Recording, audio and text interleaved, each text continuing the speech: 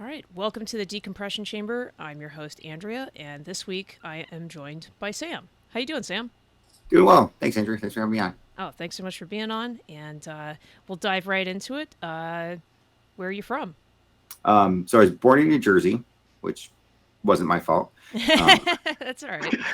but fortunately, by the time I was 8, my mom moved me down to Tampa, Florida, and that's been home ever since. So that's what I call hometown. That's where everybody lives now. Brothers, sisters, mom, dad, everybody scattered directions, and everybody came back to Tampa. So it's home. Okay, perfect, perfect. And about how old were you when you guys moved down to Florida? We were 8, Okay. and if you don't mind me diving right in, when Yeah, we yeah. moved down, we were homeless. My mom Oh and wow. dad were going through separation, and my mom was like basically running away from my dad. And Oh man.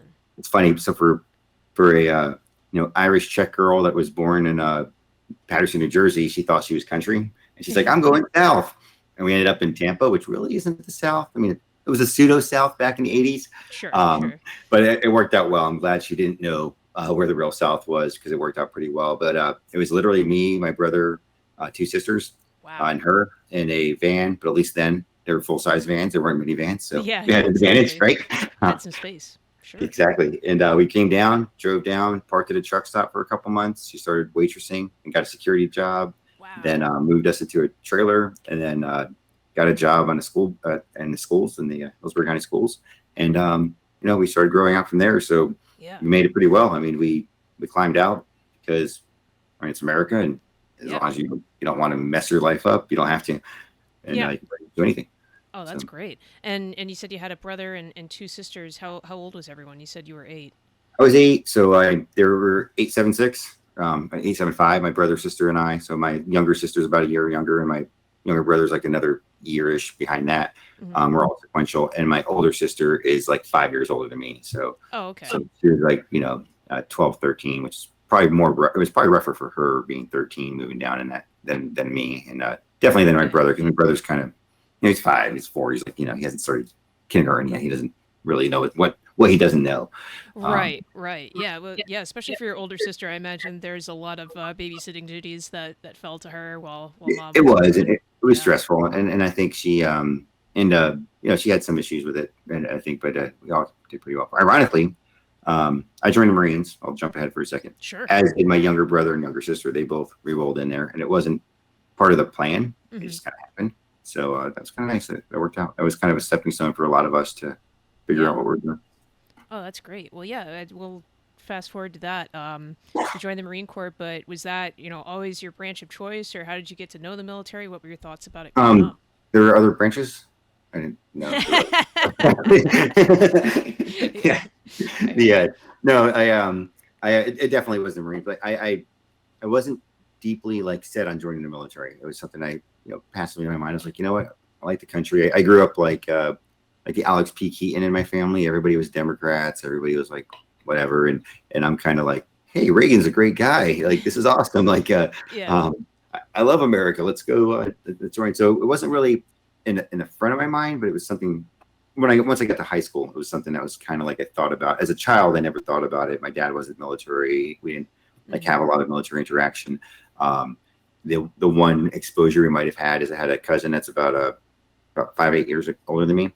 So while I was in middle school, high school is when Desert Storm happened, and he was out there, Oh and wow. he was injured. He's good now. He was injured Hmm. uh, pretty substantially at the time. So my mom was Wow. freaking out, and Oh yeah. uh, it's a lot different now. I think we're very fortunate. Like people don't realize this. Like we go on a deployment now, and even when I first started deploying to now, we go on a deployment. We're on Skype. We're on WhatsApp. We can talk to our friends and family. Yeah. If they get confused, it's like I haven't heard from you in 3 days. Is everything okay? Whereas even my Right. first deployment, it was like, hey, I'll talk to you in about 2 weeks. Okay, see you then. And then it's completely different.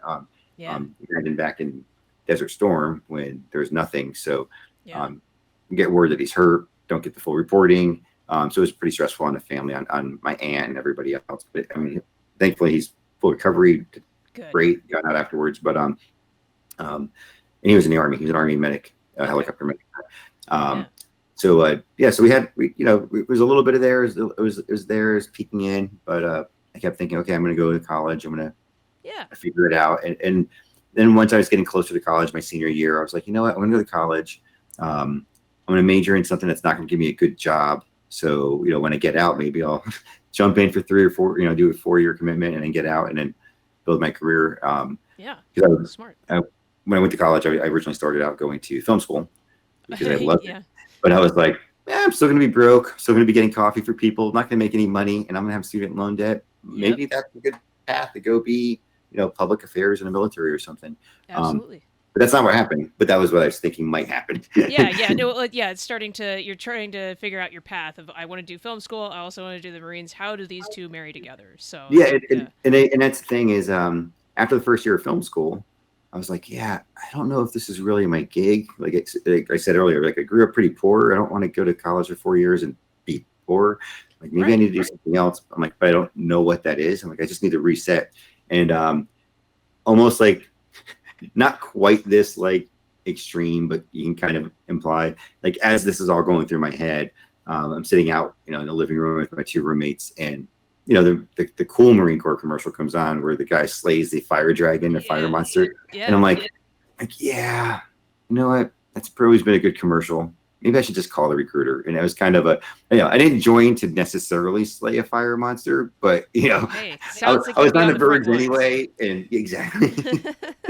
So picked up the phone, called the recruiter. Horrible, worthless recruiter called me back. I mean, he got me in ish. Wasn't the best. It was, but he had already made quota, I guess. But I got in and I took a year off the Marines, or I took a year off of school for the Marines. Became a tank mechanic. I enlisted, and it was pretty cool. I enjoyed it. I mean, I enjoyed turning the wrenches. I enjoyed the camaraderie.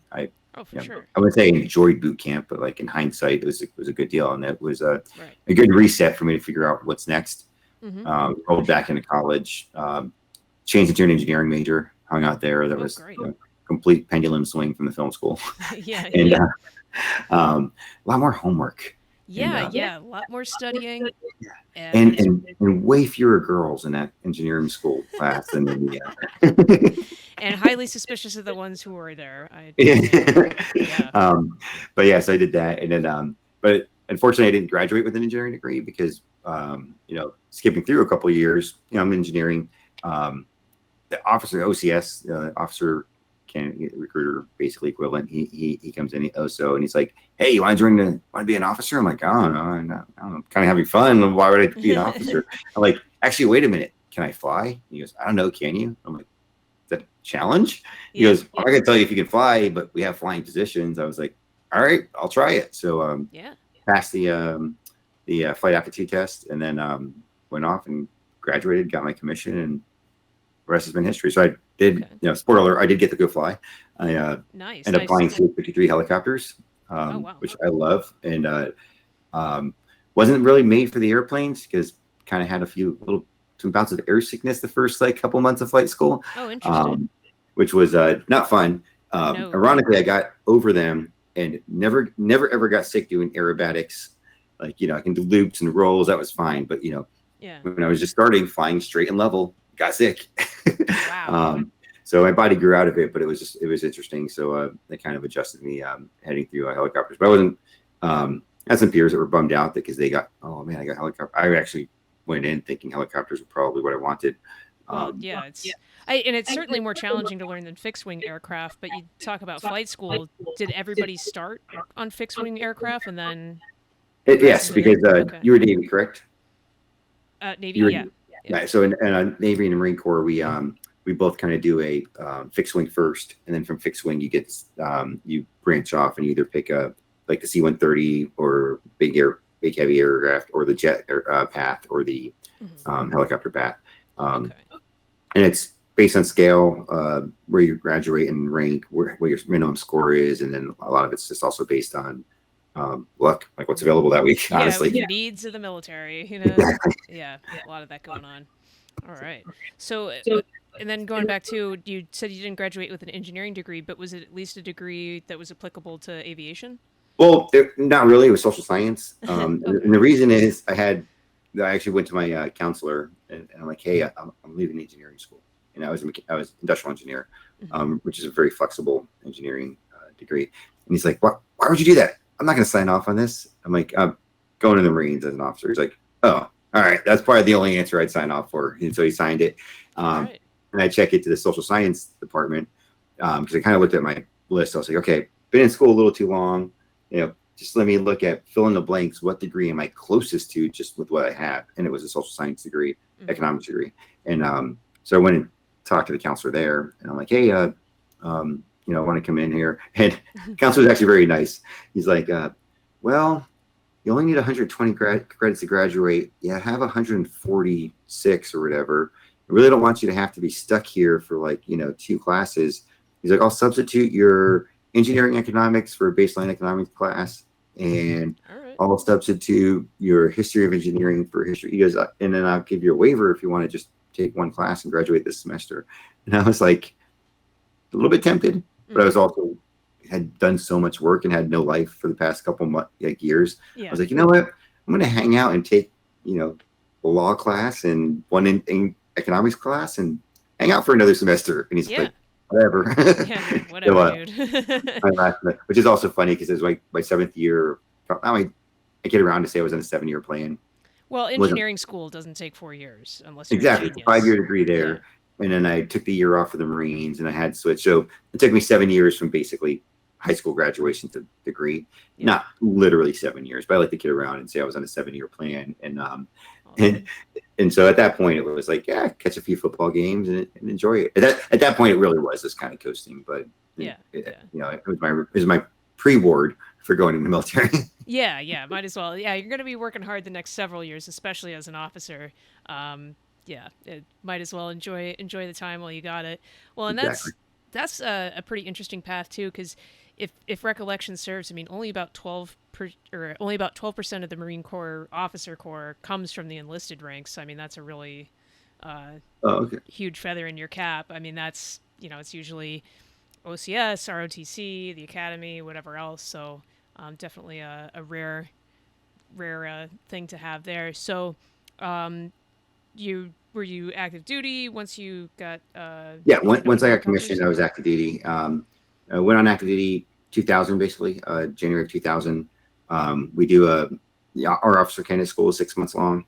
I did that, finished that up around July, got down to Pensacola August, got a little time in between, and then started my ground school for flight school in December of that year. And go through and flight school is pretty long. It can take up to 2 years. Oh, wow. And while I was finishing, so interesting the world of how the world falls into place. I was in a simulator, and when you're in a simulator, dark little simulator, lost in the world.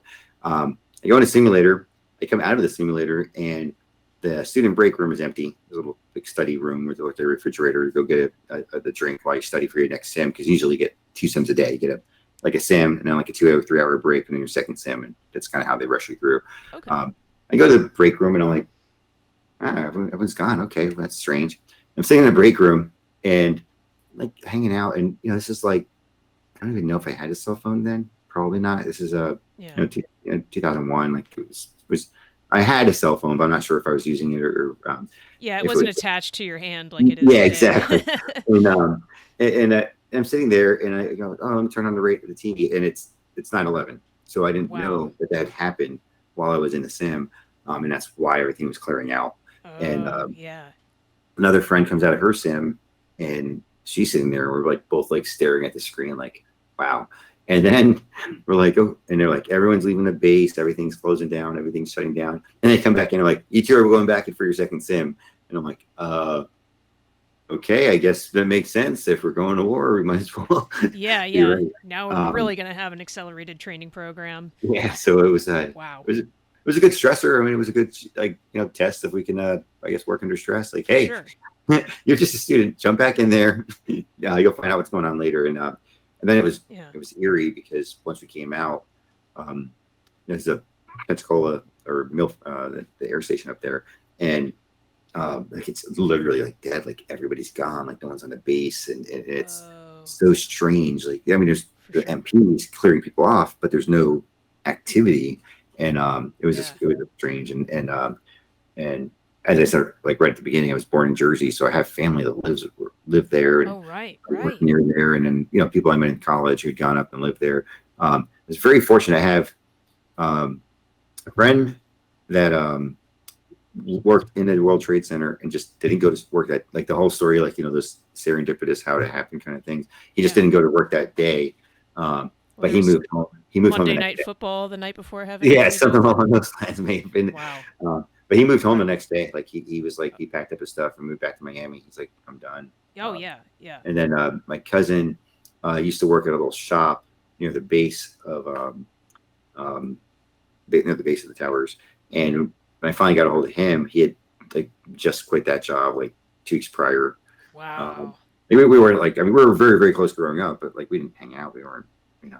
Well, and Um, it's not like it is today where you're texting constantly back and forth. I mean, you got to catch them at their landline. So yeah, staying in touch is a exactly. much So, taller order. Yeah. and Wow. exactly that was kind of the thing with it. So, but yeah, so as the day was going through and I found more and more people were safe, it was good to hear. So Good. I was Good. very fortunate. I didn't lose anybody directly in 9/11, even with family and friends out there. So Thank God. Yeah. and it was a big number, it was a big casualty. Oh, Um, for sure. Yeah. I mean, yeah, I Enormous. mean, everyone knows that. I mean, it's just like, the numbers game of if there's 4,000 lost in a day in a community, and that you're fortunate that you don't have anybody. That's a good number game. Yeah. Oh, 4,000. absolutely. Um, yeah, so. So yeah, going back to flight school, when 9/11 happened, how much time left did you have in your training I pipeline? had probably, I still had a few months left. I was Okay. still, I was about 3/4 of the way through the fixed wing training. Okay. Um, And in response to the attacks, did they accelerate it all? Like have ranks to fill, or um, stayed with the schedule? Unofficially, like they tried to keep it calm. They were already at the time the Navy had some issues with just getting people through. The overall flow had kind of slowed down a little bit, and there were some consultants that came in about a year or two before I got there. Okay. So we were just getting through this bottleneck that they kind of figured out how to get through. Hmm. So it was speeding up by its own, but we Hmm. weren't in. It wasn't a daily, like, you guys need to, we're going to double pump you to get you out into the fleet kind of thing. Um, so that worked out all right. And then, um, you know, the Afghanistan effort started, but then it stabilized. And so Hmm. once it was stabilized, they realized, okay, we're on a normal rotation. We're not losing people's or equipment or anything so quickly that we have to backfill. Right. Uh, but the um, jump up another, 10, 15 months later, um, when I leave, the pipeline for the Navy and Marine Corps is everyone fixed wing. And then from there, rotary or continue fixed wing. And then once you finish that and you get your wings, that's when you go to your platform school. Okay. So we used to call it like the Fleet Refresher School, or the RAG, your Replacement Air Crew School, whatever, or Replacement Air Group or whatever, all like different names for it that have been changed. Um, Hmm. so I'm there, and for me, that training's in North Carolina. Okay. So I'm at New River. That's where they learn how to fly the Super Stallion. At the time, the fastest, most maneuverable helicopter in the free world. Yeah. Um, Even though it's big, Yeah. it no longer holds that title, but back then it was pretty cool. That is awesome. So went through that, go get out, finish through that, check in to my squadron in California in December of 2002, and go in, check in with the XO, like, hello, sir, whatever. He's like, hey, when do your household goods get here? I'm like, in like 30 days. He's like, don't unpack. You may not be here in 30 days. We're probably going to war. I was like, Wow. okay. So rolled through, and basically by February, we were on planes going to Kuwait before the initial push into Iraq. So that was a pretty quick, Oh yeah. yeah, didn't see that coming, since we thought we were. Hmm. So it's funny how moms think versus how military people think. Um, is Yep. is I called my mom. And I'm like, yeah, they're thinking about going this. I just found out that the other squadron's going, and I'm going into the. They basically gave me a choice before we knew this. They're like, you can be the last person to check into this squadron, or the first person to check into this squadron. There's like 2 of us, and we're Hmm. graduating the same day. And I was like, I'll do it either way. I'm like, I'll go be the first person in the next squadron. You can be the last person. So okay. And then I felt bad because I was like, I think I made the wrong choice. The other squadron's getting to go to war, and we're going to be staying back. And my mom's like, that's good, right? I was like, no, I want to go. Yeah. So Yeah. What have I been training for, woman? exactly. So it Yeah. was interesting, this seeing that dynamic, and my poor mom, like, she Oh yeah. wasn't pushing us to go in the military. Um, had never flown in an airplane at this point in her life. Um, Wow. my first flight in an airplane, I think I was just shy of 21.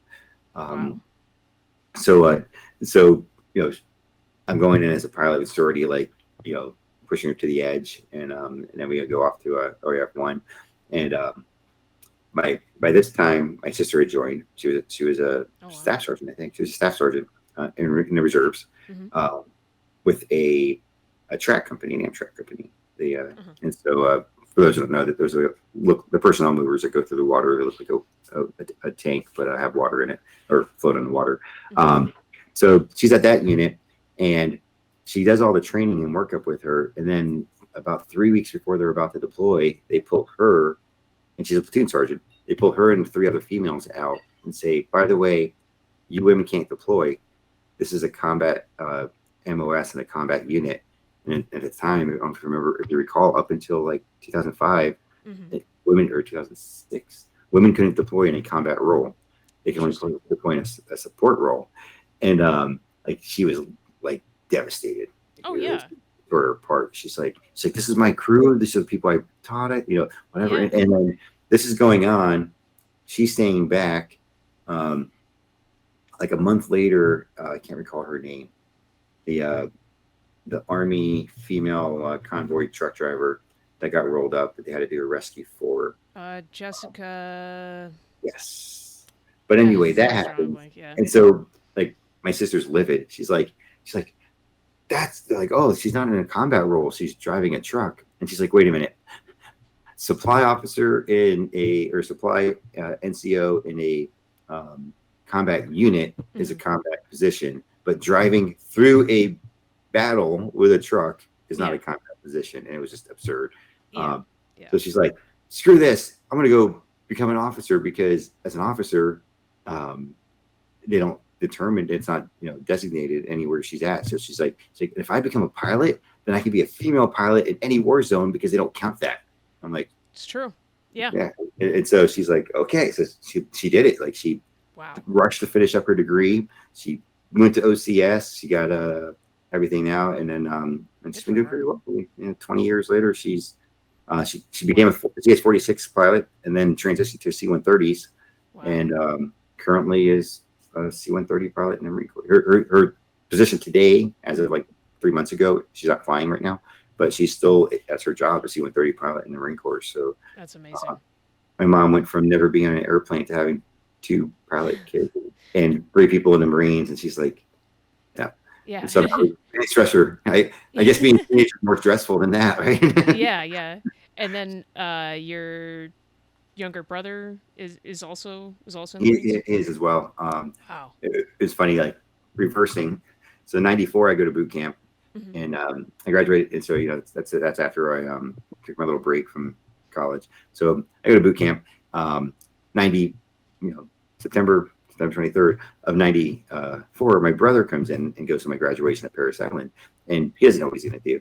And he shows up and he turns, and at the end of the day, he goes, "Yeah, I think I'm going to do this too." And so he like Wow. went in a list, like did a delayed entry program enlistment. Um, Good for him. and yeah, and then come November of 2005, he's or sorry 95, he's in the Marines as well. So he just Amazing. kind of tumbled in, and he was a signals intelligence, so he Yeah. did radio kind stuff. He did that, and then he comes back for recruiter's assistance, and I think everybody knows what that is. But if anybody does it, it's basically a free leave to go home. You help out the Yes. recruiter at home, at your home station, try to pull people to your side at the high schools or whatever you went to, Mhm. and the food courts at the at the malls when they used to have those, more Yeah. booming. Um, and so it's his last day. He's like, man, this is a bummer. I didn't get anybody to join. And my sister's like, I'll join. Let's go. And so Wow. Wow. that's how she did. He was active duty. She went into the recruiter with him. And was like, make me a reservist. Come on, let's go. And Amazing. she did that, which is kind of funny. And that's how our dominoes fell. That's incredible. Family service and specific to the Marine Corps. That's all American story right there. Thanks. Amazing. Yeah, we're Um, definitely. so okay, you had mentioned your first squadron was in California, and then you go and deploy. We're talking like December 2002, January 2003. Yeah, exactly. Areas So of January 2003, well, we guess technically February, I think they moved us. They didn't want us getting an extra day. um, Of so we go course, yeah. to, um, Hazardous duty pay, right? yeah, exactly. Like, oh, we don't want to get you. You're like, this is too much. So, We got a war to yeah, fight, but we got money to save. Yeah. exactly.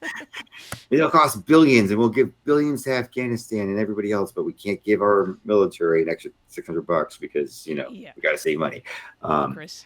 it is absolutely, but the and I still love the military and we'll regret it, but it's our congressmen and presidents and such and generals. Honestly, Oh yeah, yeah. I can say that now that I'm not in uniform today. I'm allowed to bash them until the weekend drill. Yeah, exactly. Yeah, Yep. it's the Speak beauty your of it, mind. right?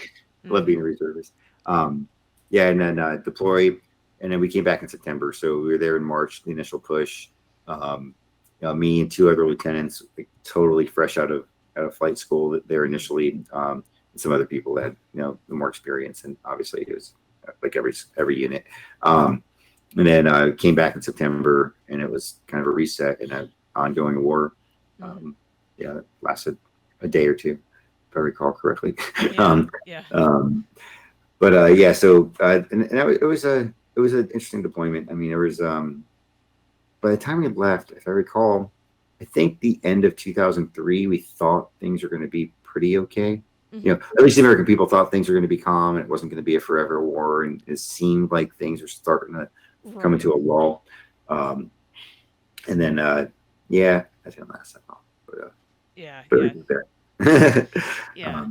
So I got a little bit of time back, hung out. I loved it. I was stationed in Miramar in Southern California, so Very pretty good place nice. to be. Yeah. And I grew up in Tampa, and to me, and I don't know if everybody feels this way. San Diego and Tampa had a lot of like similar traits. Like San Diego was like Okay. the West Coast version of Tampa. Like Tampa's always been until recently. It always had like that small town feel, even though it was a city, a full like Right. a true city. So the small town feel. And San Diego kind of had that vibe, like a little like Yeah. hey, it's our village. It's San Diego, and it wasn't so like it definitely wasn't San Francisco style, which is good, which made me completely happy. Yeah, yeah, That definitely wasn't the vibe I was going for. yeah. But I enjoyed San Diego a lot then, and it was like one of the last right of center strongholds of California, Hmm. outside of the Sacramento area. And it was great. People loved the military, and everybody was patriotic because of the wars going on, and it was a really good thing. So I got to enjoy that for a little while. Cool. Did some training up, and the following year in 2004, end of 2004, around October, November, I go back to Afghanistan this time, and I Okay. deploy as a pilot to Afghanistan. More skills under my hat. Sure. Promotion here and promoted to first pilot. When we go into with CH-53 specifically, when you finish your helicopter school to get designated, you're actually designated as a co-pilot. And then Okay. when you're inside your squadron, you finish up and become a first pilot. And Makes you can sense. fly. And the aircraft's always a two-pilot aircraft, Hmm. so it's two pilots and a crew member minimum to fly. Um, Even just some things in the airplane you can only reach on one side. So like you're like, hey, turn on my landing gear lights. You're like, oh, only you can reach them. Yeah, yeah, exactly. So Yeah, you and can't really do that with a grabber with any degree of yeah, accuracy. exactly. So, yeah. And grabbers are great. I mean, they're great for like reaching up, and they're great for. I have a 5-year-old. And when she was 3, it was great for like chasing her like baby shark style. It's like Oh yeah. Anything. Anything could be a yeah, toy, especially if dad's operating the toy. yeah, It's super exactly. fun. And it just comes with dad jokes, and it's great. Perfect. Yeah, developing that dad sense of humor. Yeah, it Important was skill cool. set. Yeah, it's like the whole corny joke thing. It's come back full circle, and it's great. It's the best thing about being a dad. I mean, holding your baby and loving them, and that's all cool too. But the dad joke part is just Yeah. Yeah. awesome. Perfect. Perfect. Yeah. Awesome. So, all right. So you deploy towards the end of 2004. How long was that deployment for About Afghanistan? 6 or 7 months. That was actually a good deployment. Um, so go to Iraq, and you're learning how to find deserts. It's mostly flat. Backs for a second. Like, both these deployments had like great things in them, like historically. So I got to go see while I was in Iraq, I was fortunate we landed and one of the resupply points where one of the palaces were that Oh wow. America took over was where Babylon was.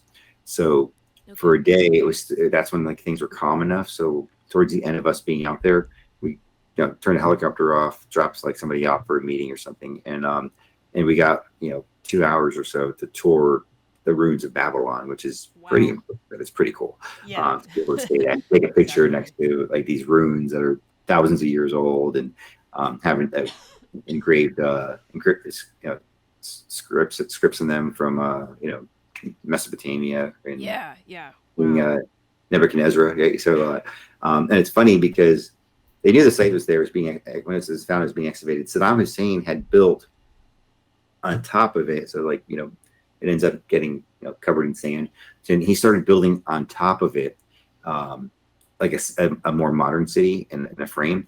And with him, it was Nebuchadnezzar had etched like basically that he was the god of, that God had blessed him with the whatever god they were, this is a pre-monolith, monolithic Monotheist. monotheistic. I was like, Yeah. where's my word? I can't think of my word.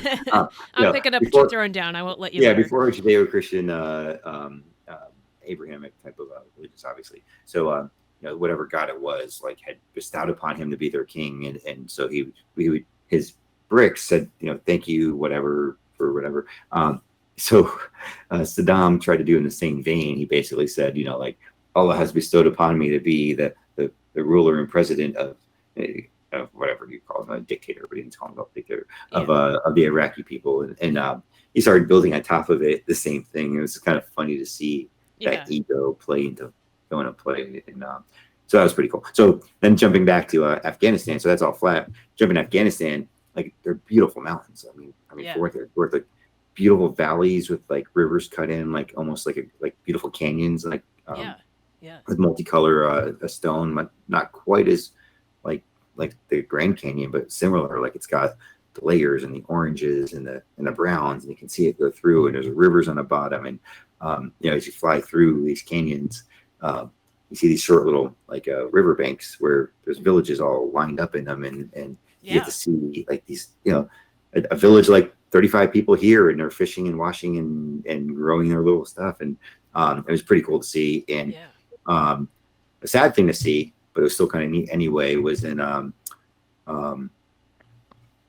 the old Buddhas. So there used to be, if you recall, I don't know if the world, one of the wonders of the world, they called it for a little while. The large Buddhas that were up there that the Taliban blew up.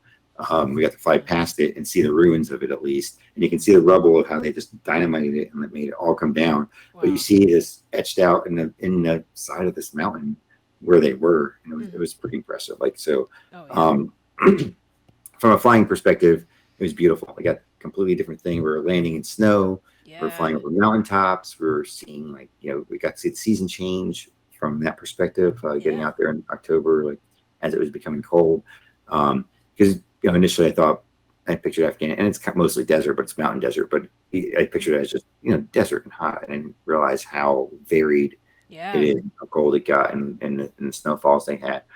So that was pretty neat on a positive side of finding the beauty in things kind of way. I really enjoyed that flying. It was fulfilling in that sense, and I like the mission. How we're flying, we're doing a resupply and bringing things out to Army guys too, but to Marines and Army bases within the area out of Bagram. I felt after doing that, I felt like a lot of the flying I needed to do at that time was good, and I asked for a FAC tour, which is a forward air controller tour. And so for people who are looking at, it's the Army and Air Force generally call them JTACs, Joint Terminal Air Controllers. And a joint terminal air controller can be enlisted. Forward air controllers are always pilots, so they're Marines. Technically, could be a warrant officer. So they're officers, so they're Marines. But I was like, hey, I want to do that, and it was good because most people don't want that job. Interesting. Why is that? Because it's career-wise, back when there's no wars going on and you get sent as a FAC, it's usually because they want you out of the squadron. They're like, well, he's one of my favorites, and he's a highly trained guy that is a good instructor for the other cats. So let's send him. So it was kind of looked down upon by some. For me, I thought it was great because, especially being enlisted when I was being able to hang out with tank, the other fellow enlisted Marines in a tank side. It's like, I want to go blow things up on the ground for a little while. So I went for a back door, which is super easy to get because they're like, what, you want it? I'm like, yeah. They're like, all right, where do you want to go? I'm like, I want to go to Pendleton so I can stay in Southern California. And I want them to be deploying because I don't want to go do this and then not deploy. If I want to do it, I want to go with them. So I went to a unit, 1st Battalion, 1st Marines in Pendleton, got to attach them as their air officer, and then stepped down into their just a forward air patroller position. I say just, but it's actually a better position because the senior guy usually is the air officer, which usually gets to blow less things up, has way more paperwork to do. So I prefer the forward air patroller side, and that was pretty good. And that, from a ground perspective, was probably one of the most rewarding things I've done in the Marines. Oh, cool. And I say that because we're at a base out of Fallujah, and it was when the push was going. So the Army was getting the extension. They were getting a 15-month, which, I mean, I still feel sorry for everybody who had to deal with that. They were getting their extension. They were getting the push back, or the push, and getting forced into Baghdad. So while that was going on, as the Army units were moving to Baghdad to reinforce, the Marines backfilled some of our locations, and one of them was Abu Ghraib, where the prison was. Right. And the prison area is actually a prison within a base, and that's all within a small town, medium-sized town for in their perspective for Iraq, a little medium-sized small town over there. And so our company took over that security position, and when we got there, the Army guys that we traded out with were like, hey, this area up here has some bad guys, and we patrol at this time, and this area is pretty clean, and we patrol this time. And we're like, well, what about like the perimeter? You didn't say anything about the perimeter. We're like, well, like the 6 streets right around the prison, we just drive past them. And like, what do you mean? They're like, well, we've kind of got this agreement where they don't attack the base. We don't break up any of their commerce, and we don't patrol there's these 6 blocks, and we're good. And they've kept their word, and we haven't had a single attack on this base since we've made that agreement. And we're like Marines, so we're like, looking for a fight. It's like, hey, this is an empty, quiet bar. Why is there nobody fighting? So we were like, let's go on patrol. So the company commander was like, all right, we're taking him out on patrol. So very first day he's on patrol, I stay back. They go on patrol. I'm in the headquarters, like on the radio, talking back to them. And I mean, they're out for 15 minutes, dismounted, and somebody starts pop shooting at them. Oh, and it's like, whoa! And unfortunately, no one gets hit. They hit the hood of like the Humvee that this commanding officer was standing next to. The company commanding officer was standing next to. So like, all right, let's button up. Let's go back in. So everybody gets back into the Humvees. They come back into base. And they're like, okay, we annoyed them, obviously. So I think when they thought, and I go out the second time we went out, because I wanted to see it too. He did it the second time. As we go out, we didn't dismount though that much. We kind of stayed inside to see what was going on and kind of like scope everything out. And as we were driving through, and this is getting to why it's the most rewarding thing. As we're driving through, like everybody's like staying inside their homes.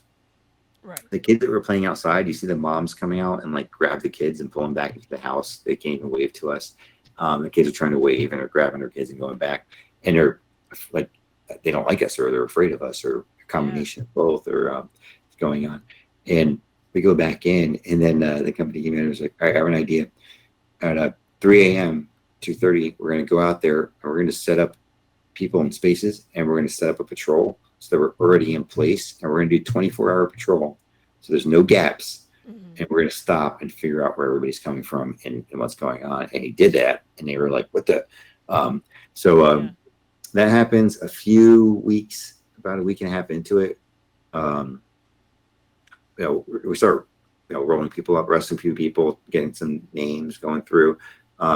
Unfortunately, about 10, 12 days into it, we have our first casualty. Mm. And actually 2 within a week, like right off the bat. We had an ID hit that was Yeah. not within those first 6 blocks. It was in a slightly different area, one of the other areas they were patrolled regularly. But because we weren't out there constantly anymore, like the past the 6 block fine, there's ID. It went off, and the smallest. It's sad. The smallest little piece of shrapnel. I mean, it was frozen. It's like a little tiny little piece of shrapnel. Yeah. Just happened to go through and just hit the exact artery man. that took out one of our Marines. And at the time, we had the neck pieces on our things, but Yeah. Yeah.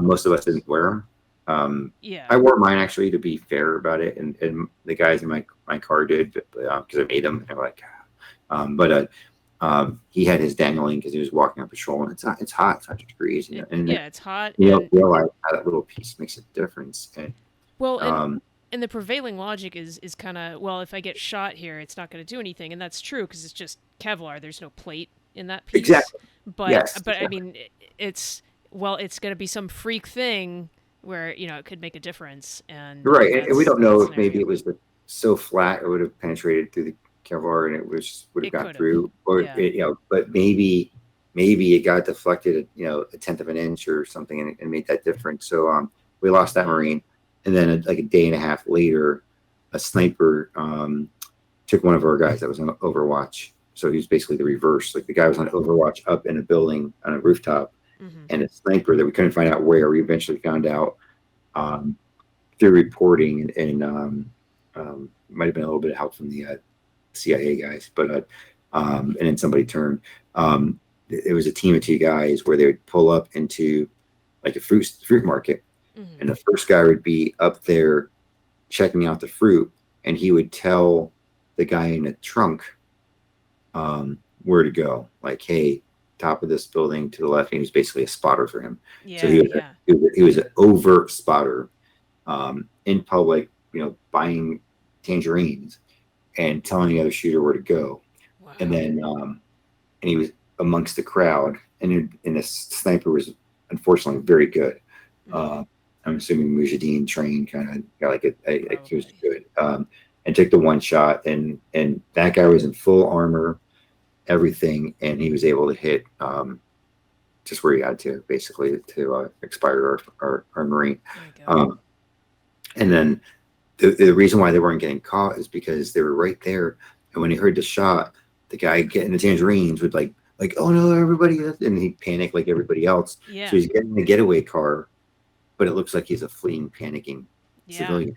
Yeah. But he's a real thing, and they were able to cause some havoc for months. Oh yeah. Anyway, um, the Wow.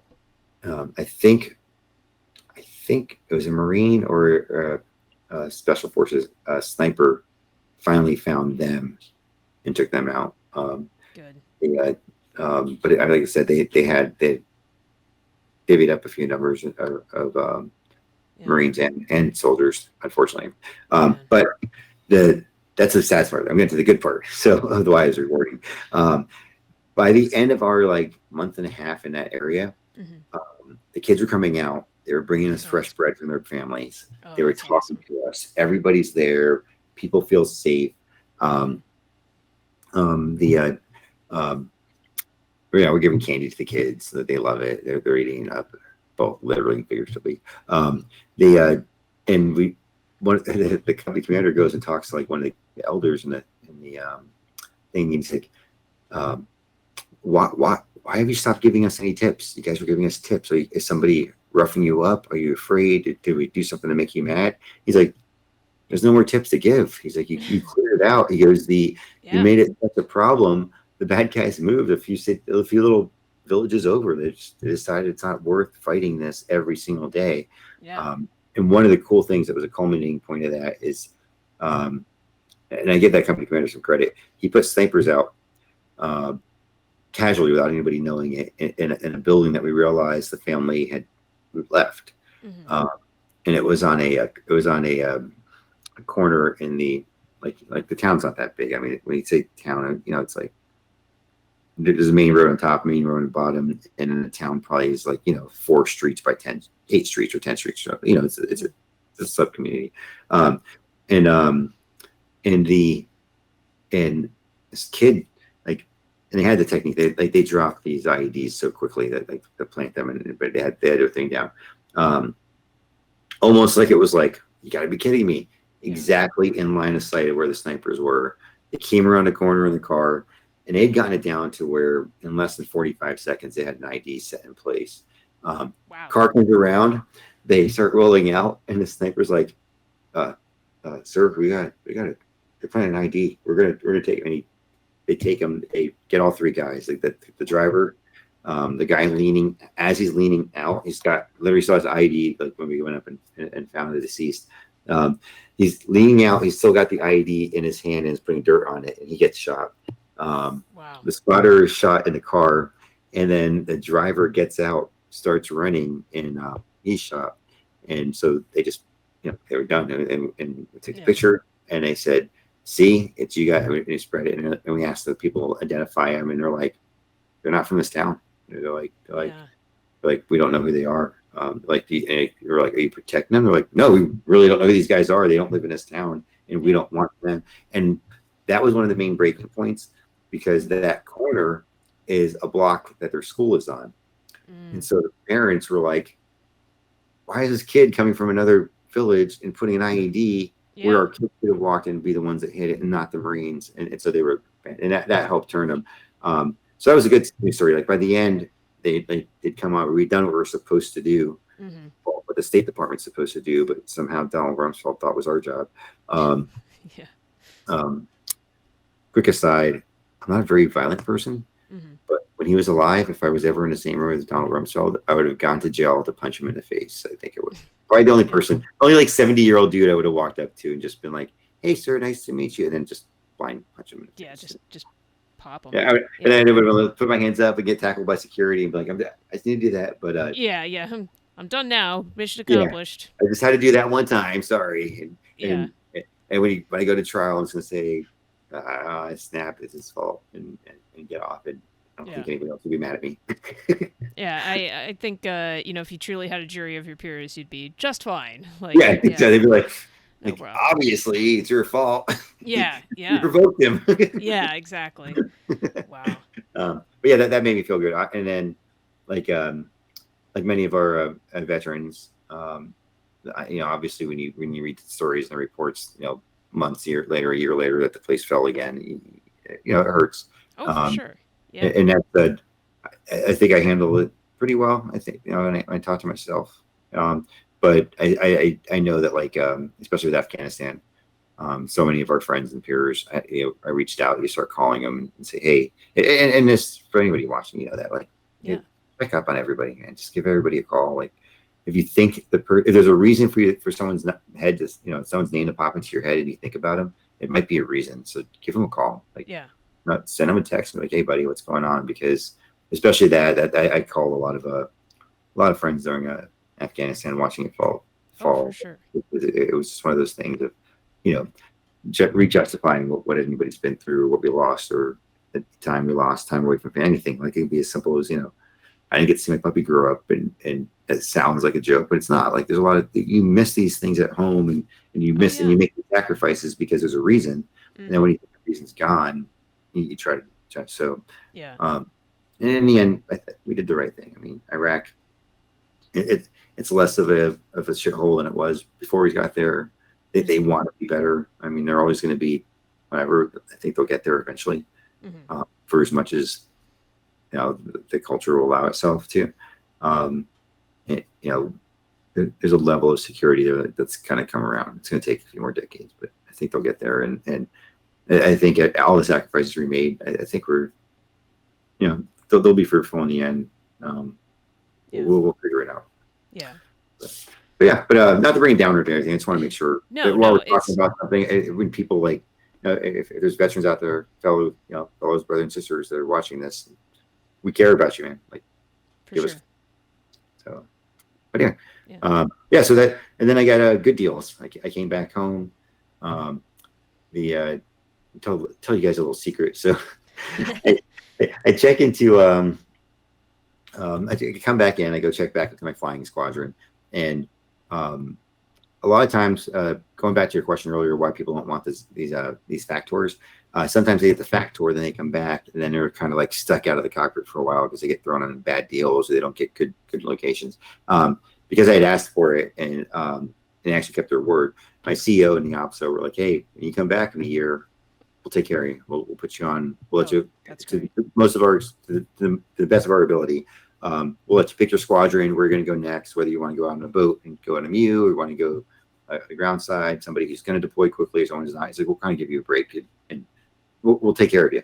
When I got back, surprisingly, they actually did that. They said, "Where do you want to go?" I'm like, "Hey, I'm ready to go work up and go push out on a MEU. Let's go." So I go to check in a squadron, and the squadron CO or the squadron XO is the old maintenance officer from just before I left. And he's asking, he's like, "Oh, all right." I was like, "Yeah, I got to come back. We got to get some training. We're ready to go." Blah blah blah.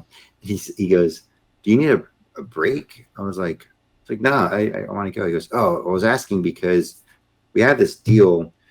We have to find somebody to send to Tampa for 6 months, and it's not the best deal. I'm going to be honest with you, but the person we have selected for it is our night system. So we could get certified to be able to teach." And he taught the night systems. He's like, "There are a few night systems guys, and if we lose him, it's going to hurt us on a training side."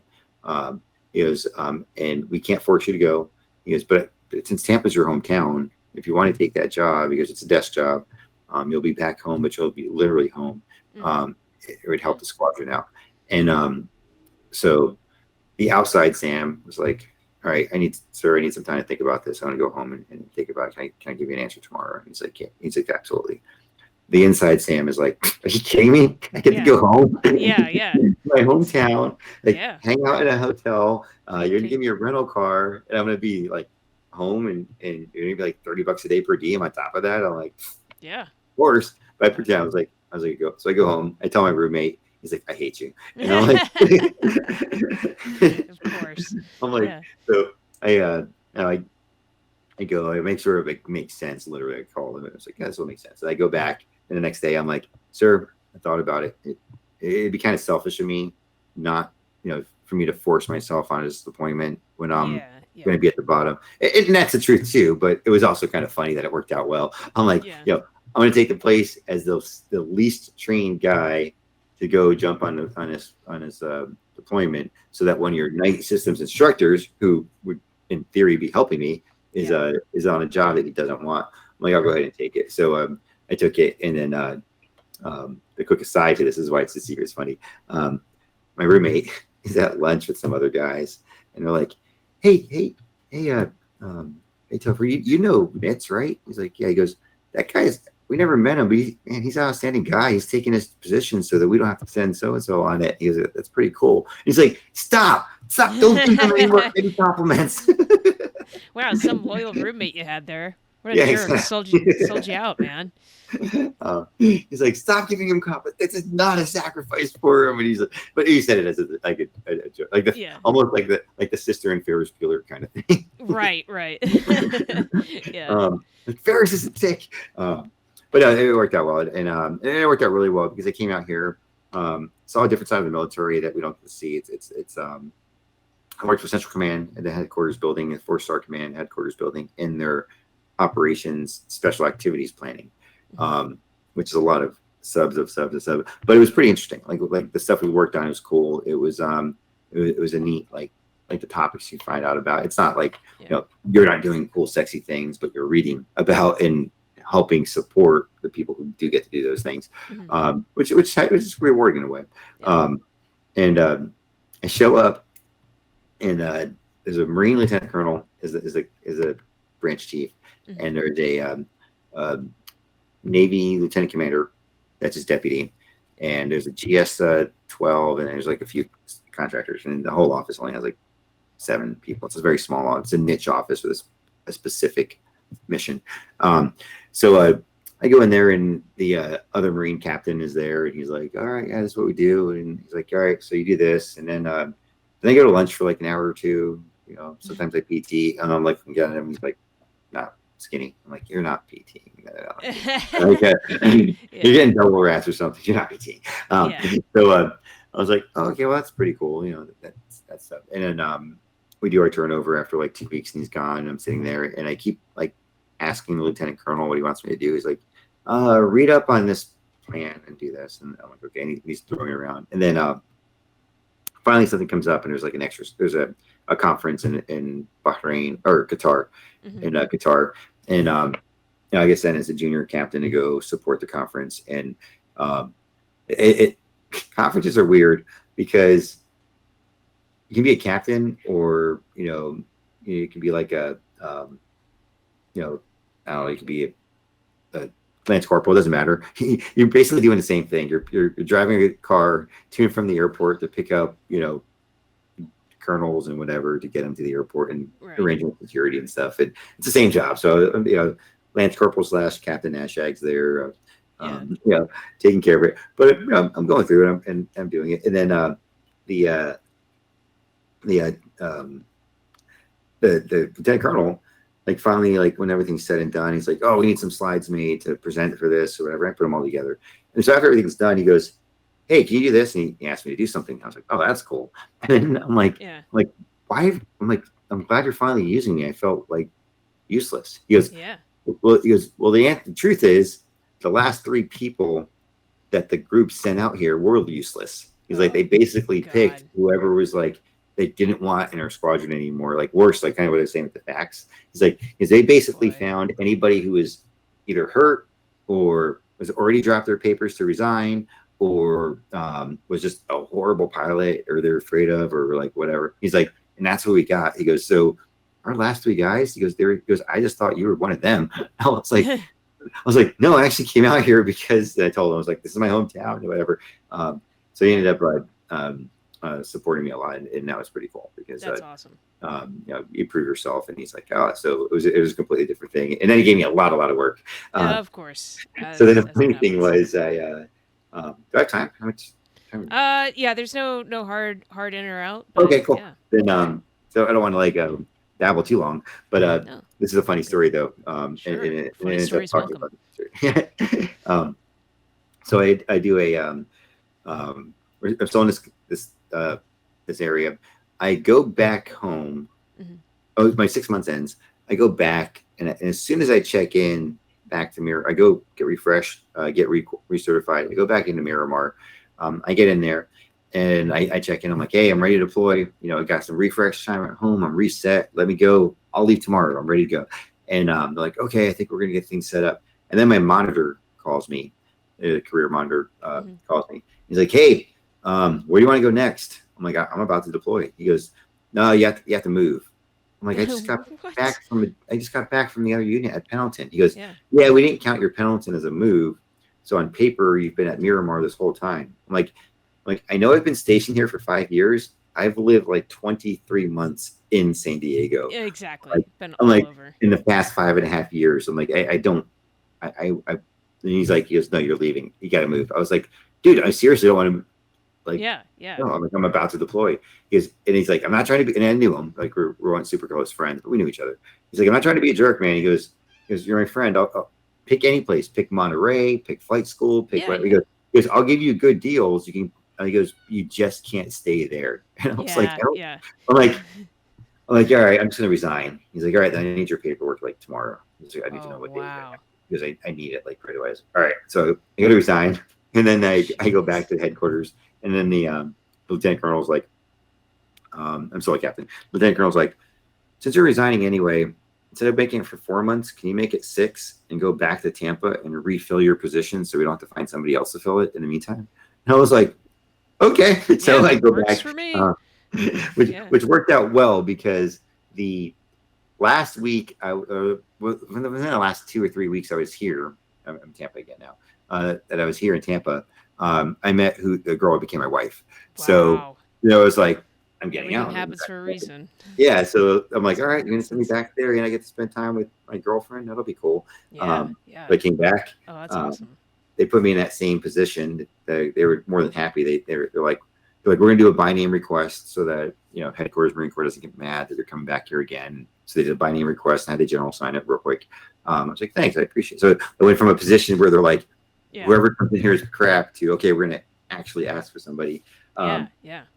And so I we're at a conference, and the conference is because the commander was changing, and a new commander was Petraeus back when, Oh, you know, right. before he did whatever he did. Yeah. So he's checking in, and each of the sections has to put together briefs for what they are, where they stand. You bring him up to speed. He's got a lot of stuff going on, Sure. and I'm putting together a brief for our division, what we were doing in special activities.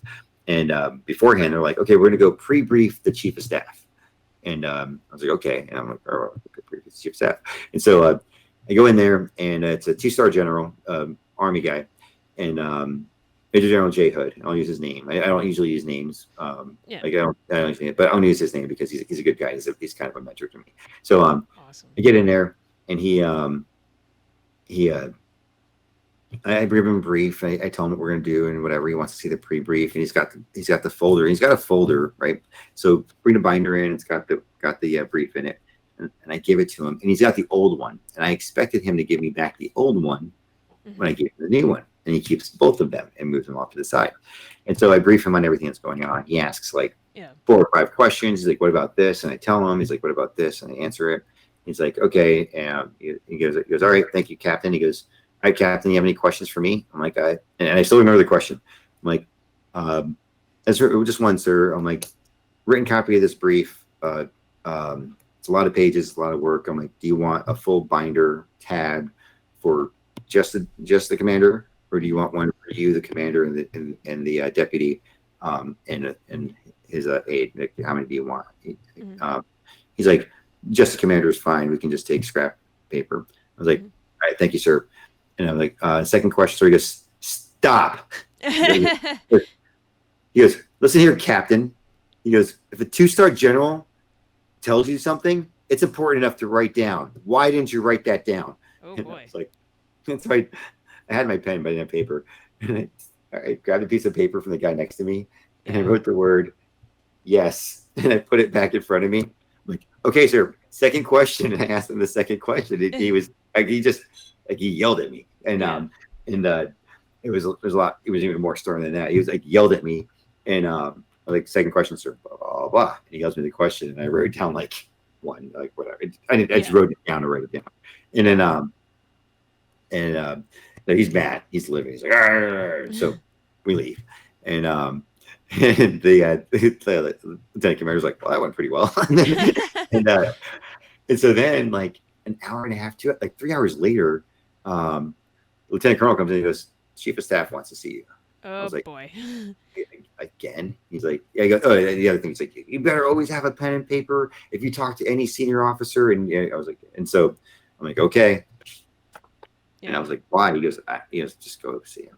So I report to him, like, Governor, sir, Captain Ashag reporting his order. He's like, come in here, Captain, have a seat. And I'm like, okay. He goes, I heard you went to Florida State. I was like, I did. He goes, my son's at Florida State. He's playing tennis there. I was like, oh, okay, great. Yeah, he's like, yeah. And he said something else. He makes some small talk. He goes, you're probably wondering why this mean old general that yelled at you a couple hours ago is now talking pleasantries with you, and you're in his office. And I'm like, actually, I am, sir. He goes, I want you to come work for me. And I was like, wow. Okay. He goes, you made me really upset. He goes, I was steaming when he left, and I turned to my the Army Lieutenant Colonel that works for me, and I'm like, do you believe the audacity of that captain? He goes, he didn't even write what I said. And he goes, the Lieutenant Colonel said, General, that captain briefed everything, answered every single one of your questions, and he goes, and asked the right questions back. And Lieutenant Commander and Lieutenant Colonel, like, didn't say a word other than like, good morning. He's like, it's a good point. And I don't have any Marines on my team. Let's bring him on our staff. Wow. He goes, you went to FSU. I need a Marine on my staff. He goes, you can apparently handle stress and an ass chewing pretty well. Always good qualities. Like, yeah. I was like, yes, sir. You aren't the first person to correct me, if you want to say. So, yeah. But it was great. So I worked for him, and it was really good. And this is what I loved about the guy. And we still talk now. Like he retired and moved back to Tampa, and we've actually ran into each other in Abu Dhabi, which I'll get to in a little bit. He he does the same thing to colonels. So Damn. I'm there like whatever, and he walks in one day, and I want to make sure he doesn't get crap thrown on his desk. And when things come up, it's supposed to go through the branch chief, the director, and then the staff secretary, who's like the screening office, and then it comes to him. So I regularly look at him, and I'm like, oh man, I make some misspellings, like wrong acronyms, like mistakes, big mistakes that are little mistakes, but we all make them. Like, you have a paragraph twice, the same paragraph twice because you thought you deleted it when you copied it or whatever. Right. And so I do things like that. And he walks by, he looks down, he's like, what are you doing? Like that, he goes, do you correct paperwork that gets to my desk? I was like, what? I'm like, I correct it and send it back if it's coming to you. He goes, no. He's like, grabs it. He goes, tell Colonel Smith I need to see him right now. And he grabbed the paper from my hand and took it into his office. And his office is at a little tiny office, like the walkway area. Right. And his office is the side. And a dividing thing is basically a paper thin sliding door that doesn't latch. Like it was a door, completely here straight through it. And so I called the colonel and I'm like, sir, this is Captain Nashag. The chief of staff would like you to come by his office. He goes, okay, what's he need? Who should I send? I'm like, no, sir, he wants you to come by his office. He's like, wait, the chief of staff asked for me? I'm like, yes, sir. He's like, you know what this is about? I'm like, I'll give you a heads up. I'm like, I had a paper that was routed up here, and I generally send it back to your staff when I see mistakes, and this one wasn't corrected. He's like, oh, can I come in like 45 minutes? I'm like, yeah. He said just get here before. He goes, actually, we go talk 16:30. He said he wanted to see you at 16:45. He's like, of course, okay. Yeah, because basically that's his hazing, like make him stay late. Yeah. So he comes up. He comes up and he goes through it. I'm like, and I get up like, hey sir, like, because I'm whatever, but I know it's coming. So he goes in, and the general's like, Sam, can you close that door for us, please? He's like, of course. Close the door, and he goes, and he slams it down. He goes, can you tell me what this? And he's yelling. I'm just trying to keep the mic from echoing. Like, can you tell me what this is? What this is about? He's like, he goes, please tell me that you either A, never went to college, or B, signed your name to this without even looking at it. Because if you did read it and you did approve it as is, I think I'm going to have you fired. Oh, man. He goes, this is pure crap. He goes, so tell me, have you read this? And he's like, not really. I kind of trusted my guys, to be honest with you, sir. He's like, yelling. He goes, trust is one thing. He's like, letting crap get on my desk is another. He's like, yells at him. He goes, that's your signature. You're responsible. He's like, going off on it. Then, after like a few seconds of that, he goes, how long have you been at CENTCOM? And he's like, about 6 months. He's like, where'd you come from? He's like, Indiana. He goes, Indiana. Did you bring family with you? Yeah. He goes, oh, yeah. I mean, he's like talking to him. He's chatting it up, and all of a sudden it flips and it's cordial, and it's like, it's not because the general has a split personality. It's because his MO is to see how you react and see if you like. He's seeing what you're you're made of, and the guy reacts, and so he comes back out. And he goes, he's like, and the whole rest of it, and I think he's still in shock. Like, wait a minute, he didn't yell at me. He got it up, and the fact that he's still calm when you go in there. Plus, he's the chief of staff, and I didn't realize how big of a deal the chief of staff is for a 4-star general. So, and he's supposed to be the hammer. So he comes back out. He's like, so I guess I'm going to rewrite this, and I'll see you again shortly. I was like, yes, sir. I'm like, sir, if you need anything, I'm like, if you call this line, it rings to me, not to him. I'll take care of you, sir. He's like, thank you. And so, I was bummed because I have to wait here till he's done. It took a couple more hours, so I go home at like 7 at night. But that's the kind of guy he was, and it was interesting. And everybody feared him until they, right? But if you did right with him, you were fine. And if you were a mess up, you remained a mess up. He was a hammer. So definitely a good guy. But I've had a pretty good career. And then I'll be quick with the rest. I got a pretty good deal. I got out, became a reservist. Went back on active duty orders. Was an exercise officer for for Marine Central Command, which was pretty cool, working a lot in the Middle East and setting up joint exercises. And then from that, one of them segued into a position in as a liaison officer at the embassy in Abu Dhabi, which is, probably the 54th best job in the Marine Corps. Like, it was a great job. It was good living, good life, good task to do, a good balance between the stress. It's a no fail job. It's a little high stress. Like, it's zero fail. Like, you have to be, like, when you have a task, it has to be perfect, but your tasks are not heavy. They're not often. So you just make sure you're, rocket into a 100% perfect task, take a little break. And so, which I liked. It was a good balance of stress. And, but yeah, I had a great time. And, we met our mutual friend, Mike, there. Met some other really good people there. My wife was able to come out there for a little while and lived a really great time on that. So that made up for like sleeping in ditches and getting blown up and all the other things we do and deal with. It was a nice reward after the fact. And then I did a deployment to Honduras with what they call the SP MAG Task Purpose Marine Air Ground Task Force Southern Command. I guess they ran out of words to put in there. Of course. Which was an interesting one. It wasn't my favorite deployment, but it was interesting and nice. The cool thing was that was a unit. We went to Haiti after Hurricane George, one of the hurricanes, hit Haiti. Whatever hurricane that year was the one that destroyed Haiti until the next one destroyed Haiti.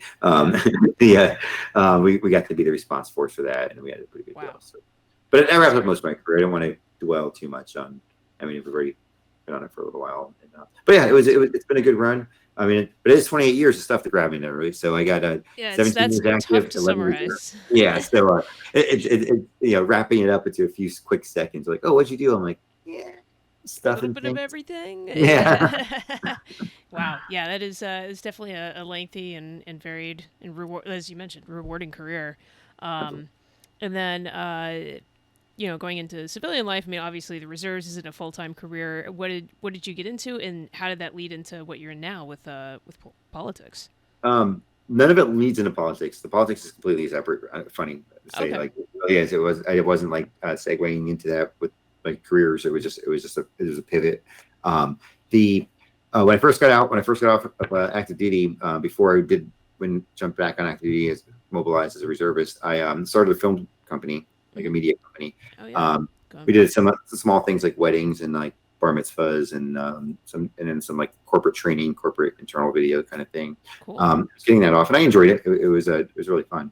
And I like it. It's also sales. Running a small business. It's also sales full time, trying to get clients. And sure. Oh yeah. A little bit stressful, but I still enjoyed it. And even like people are like, oh, I have to make wedding. I actually enjoyed making wedding videos, like because there's still a level of stress because you only get one shot to capture it. Like, you don't get to do retakes. Like with a corporate video, it pays more and there's no stress. Like, you're just like, we'll do take 3. That doesn't look right. Let's film. Film the bookshelf again. Let's rewrite down the safety policy when you come in through the door or whatever. Like, it's exactly. But with the wedding, you get one shot to catch the bouquet toss and all those kind of things. And I kind of liked it. I was like, stress is good.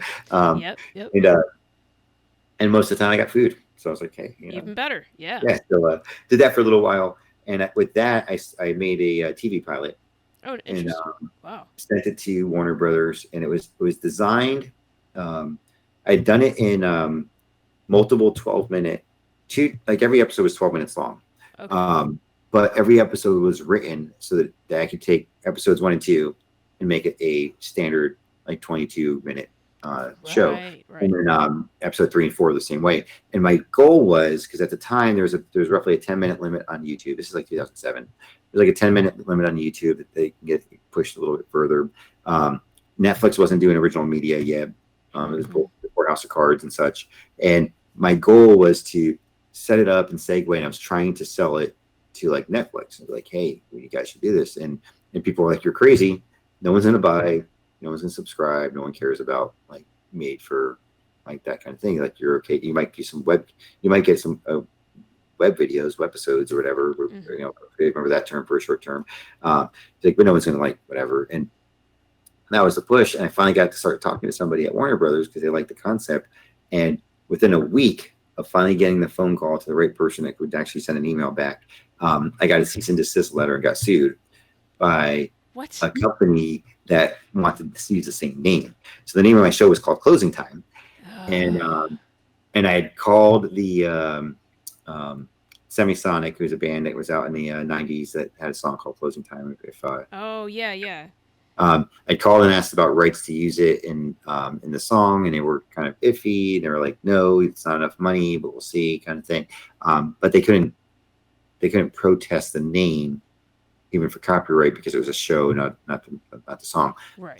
Somebody else applied for a trademark for the show concurrently, and they were a public access station in Maryland, and so they applied for the permit, did their search, because when you apply for a trademark, you have to do a diligent search to make sure it's not out there. Their search brought down my website and my advertising and all this stuff and the filings I had. So they were like, "You have to cease and desist. We're using this." I'm like, "Nah, like I've been using it longer." Like, "No, you have it." And so we went back and forth and went to a lawyer. This is like, not telling people they should be their own lawyer. But I didn't have it before. So I go into a lawyer and I'm filling it out, and trademark law and that kind of law is very by the book, like and like kind of like the tax law. It's very much a did you do this? And then the next step says, file your form 1044 with this filled in. It's almost like self-explanatory until you get in front of the judge for the argument. It's very much just process based. Yeah. And so I'm not a process-minded person, so I put a bunch of it together. Went to go talk to a lawyer, and the lawyer's like, "You fill out all this paperwork correctly." He goes, "And I'm going to be honest with you." He goes, "My retainer's $9,000. He goes, "This will probably cost you about $18,000 in the end." He goes, "And you have about a 50-50 shot." He goes, "I'll give you 51, then 49." He goes, "It depends which judge you get." He goes, "Because it's a real fine line." And the fine line was, I had put up my website and advertised its name.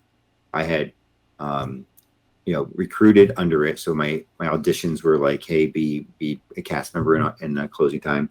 I did all that, but they, even though they started months after that, they released their first episode on that public access station before I put it up online. So trademark law is like weird with like first in use, intended use, and I'd have to make the argument that by advertising and having a website that talked about the show, that's not intent to use, which would be the same as like if I wrote it down in my house. And since the website was up and live, and you can click on it and you can click for more information and coming soon, that was in use, and that them doing it was after me. So we fought each other, but with that, everything stopped. Nobody would talk to me. Like nobody. They wouldn't even send an email back because they don't want to be they don't want to be brought into the case at all. So they stopped they wouldn't even send an email that says stop sending emails. They literally just completely stopped. Wow. The phone, like annoying.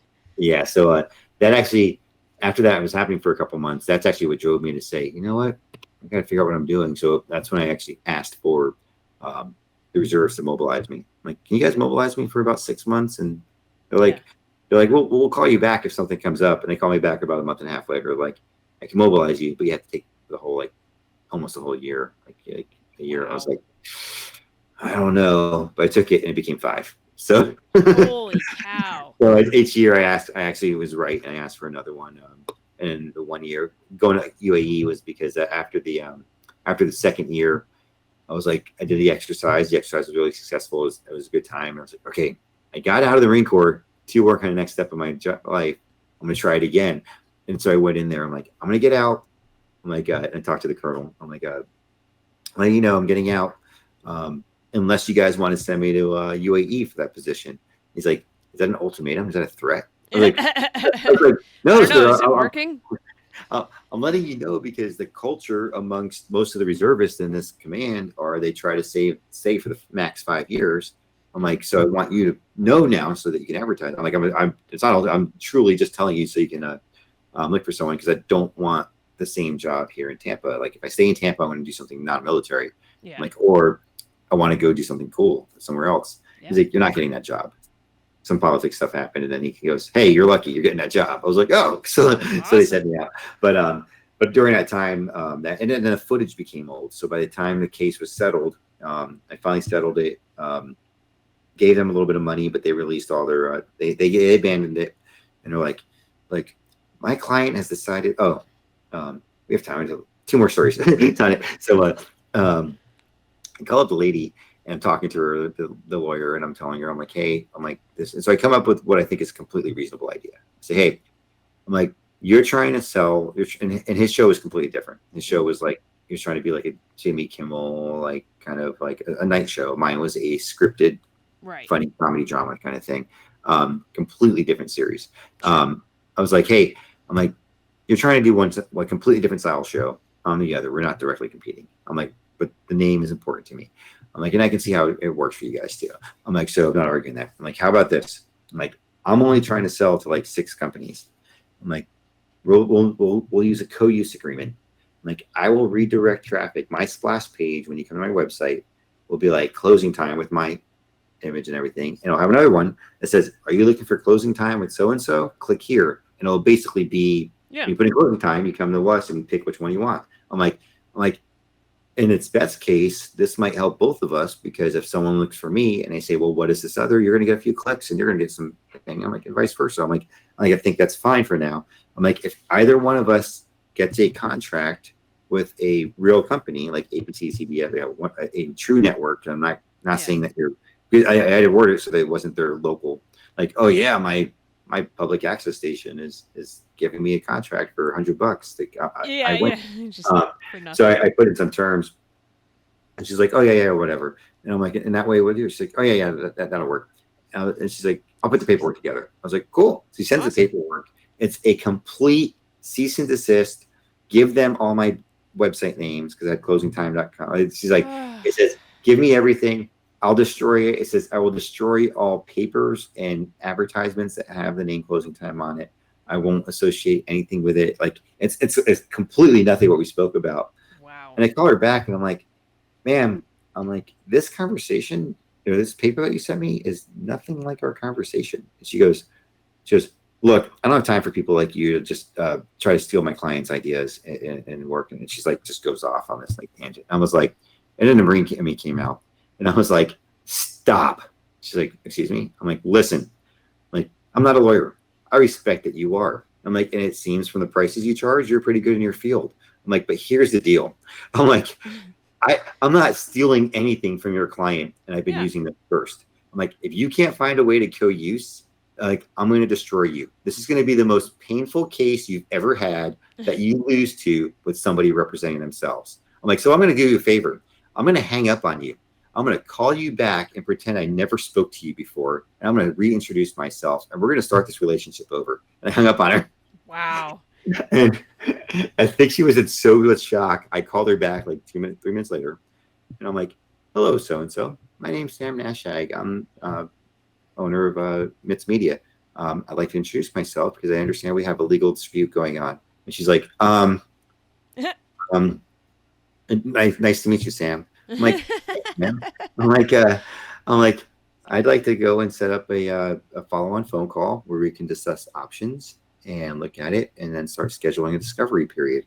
And she's like, okay, thanks. And the funny thing is, for the next year and a half, she was completely, we had friendly emails, cordial. Amazing. Like if I called her up, I was like, hey man, blah, blah, blah, like super friendly, like, quick, like not a lot of small talk, but like, friendly. And cordial. And all the way up until like the very last email, because she basically came in and she goes, my client has decided he's no longer interested in pursuing this show. And I was, and in my head, I finished the sentence and said, because it totally sucked balls. But exactly. And she goes, and he's willing to settle with you for $45,000. And I go, that's hilarious. I'm like, I'm not paying the $45,000 he spent to hire you for the past 2 years. I'm like, I'm going to go to court. I'm going to win. Let's go to court. And he's like, and she knows he's not going to pay to go to court, so she wants to get paid, right? So, I'm like, she's like, okay, and she comes back. She goes, okay, he's decided to lower it to $28,500. I'm like, again, I think you misunderstood me. I'm like, I am not going to pay for your services. I'm Yeah. like, I think that this was frivolous. I gave him an option the first day to completely do co-use, and had he executed that option, you guys would be the name holder with a contingency on sale. I'm like, and he chose not to do that. I'm like, you can call me back when he's willing to give it to me. I'm like, or we can go to court in 38 days when it's scheduled.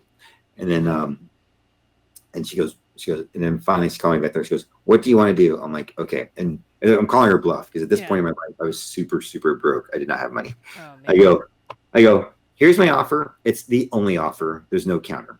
$10,000. You release everything. I get full use. I'm like, but as you're doing this paperwork, I have 6 months of 180 days to pay you. Like, I'm not paying you now. I pay you in 180 days, $10,000 full use.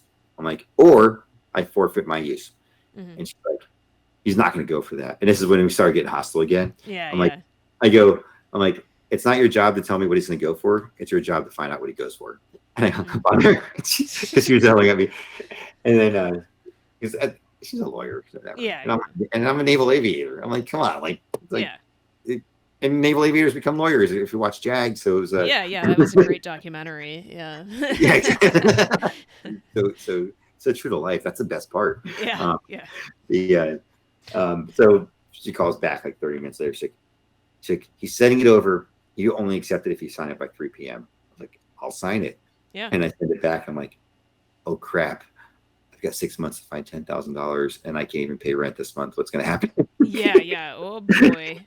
But I made it by no kidding, by 4 days. Wow. Went into Navy Fed, got a job, got stabilized a little bit, went into Navy Fed, got a loan and wired it the next day in a loan. And it was like 2 days before the forfeit day. Holy cow. But then I haven't been able to use it since then, but at least I own the copyright. So good. Wow. And that's wild. 15 years later, still awesome. I still think the show's great. Once a year I rewatch it. I'm like, I did all right. Yeah, something for your legacy. But then since then I went to project management. So construction and IT project management both.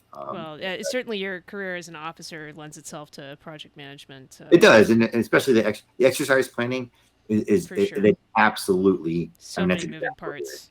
Yeah, and same thing, multiple timelines, everything. It's exactly project management. And ironically, people think film, military, it's a very vast different. It's not literally producing a show is it's project management. Oh, for sure. It's and much like in the military, you're trying to get people to do what they need to do, and you got to deal with personalities. It's like that you do. How do I get? I'm a captain. How do I get 6 other captains to do their job? And the same thing when you're producing a show. Hey, how do I get the light guy to do his thing? This actor with an ego to do this, and this. So, but it's all the same skills. It's those soft skills you can't really. For sure. Now and now you're running for office, right? I am. I'm running for U.S. Congress, awesome. District 14 here in Tampa. I'm running as a Republican. The district is a 14-point leading Democrat district. Damn, with that's an uphill battle. Incumbent, a 16-year incumbent. She's embedded, and her family before that was embedded.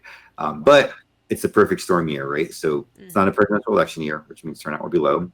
The drive to turnout. It's everybody's upset with gas prices. Everybody's upset with Biden. Oh, of course. Congress has such a low approval rating. Everything's been going wrong, and this particular, not to get super political on the show, this particular representative that's in there, the congresswoman that's there now, I've met her a couple times. Pleasant lady, nice, but she really does nothing. She's just a rubber stamp. Whatever the Speaker of the House puts on, she says yes. That's all she does. And it's a Republican bill comes up, she says no.